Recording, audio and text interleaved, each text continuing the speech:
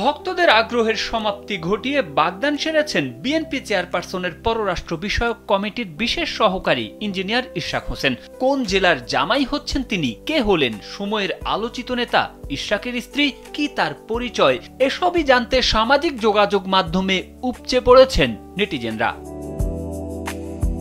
তবে এরই মধ্যে নিজেদের বাগদান নিয়ে সামাজিক যোগাযোগ মাধ্যমে স্ট্যাটাস দিয়েছেন ইশরাকের হবু স্ত্রী নুসরাত খান। শনিবার সামাজিক যোগাযোগ মাধ্যম ফেসবুকে দেওয়া স্ট্যাটাসে কনে নুসরাত খান বলেন, আমি সকলের আন্তরিক শুভেচ্ছা ও ভালোবাসার জন্য গভীরভাবে কৃতজ্ঞতা প্রকাশ করছি ও আন্তরিকভাবে ধন্যবাদ জানাচ্ছি। স্যান্ডেলিনা সো, রূপচর্চায় আভিজাত্য। আনন্দের সঙ্গে জানাচ্ছি, গতকাল বারিধারায় আমাদের বাসভবনে ছোট্ট পারিবারিক অনুষ্ঠানে আমার সঙ্গে ইশরাক হোসেনের এনগেজমেন্ট সম্পন্ন হয়েছে।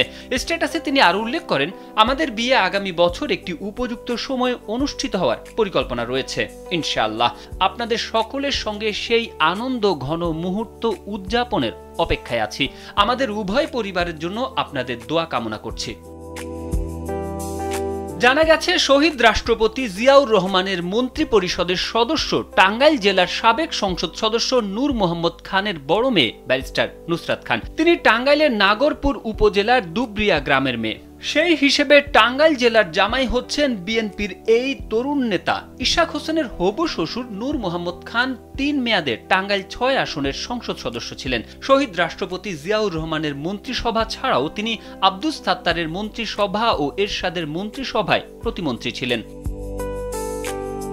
তারেক আহমেদ, কালবেলা।